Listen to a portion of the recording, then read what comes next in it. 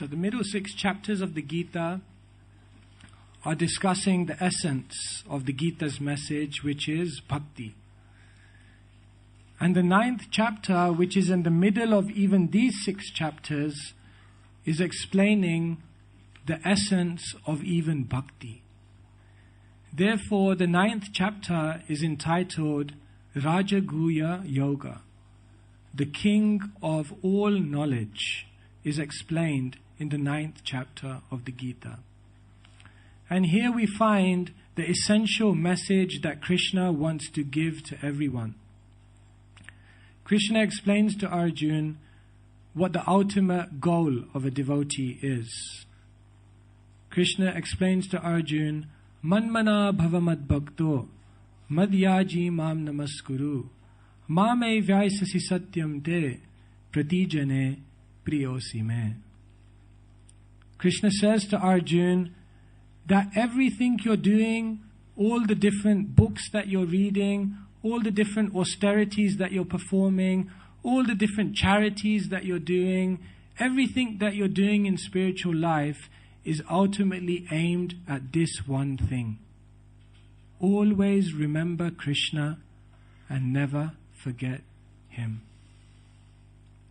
And therefore Krishna explains that we should use whatever talents and different things we have in His service. And Krishna cites one very wonderful verse to Arjuna. He explains to Arjuna, Patram pushpam phalam toyam, yo me bhaktya prayachati. Even if you offer me one flower, one fruit, one water, if you do it with bhakti, I am fully satisfied. Krishna is not looking for big things. Krishna is just looking that one does their best. There's a wonderful story from the Ramayana. After Ram was exiled to go into the forest, then as Ram, Sita and Lakshman went towards the forest, they had to cross one river. So as they were thinking how to cross this river, one boatman came. And Ram asked the boatman, can you take us across the river? The boatman, he said, yeah, I can take you, no problem. So they all got into the boat, and then the boatman took them to the other side of the river. As they stepped out of the boat, Ram said, you have done a very wonderful service, so we should offer you something. But I don't have anything with me. What can I give you? So then Ram looked at Sita, and Sita had one necklace. So he said to Sita Devi, take this necklace off and give it to the boatman. So Sita Devi, she began to take that necklace off. And as she was taking it off, the boatman said, no need. Ram said, no, you've done something for us, so we should repay. And the boatman said, no, in this area, we have one agreement, that every boatman gives every other boatman a ride for free. So Ram says, you're a boatman, but I'm not a boatman. I'm Dasrath Sutta. I'm the son of a king. The boatman said, I'm a very small boatman. I take a few people from this side of the river to that side of the river every week. But Lord Ram, you are the biggest boatman because you have the power to carry all the living entities across the ocean of the material world and take them to the spiritual world. So do we have an agreement? Every boatman gives every other boatman a ride for free.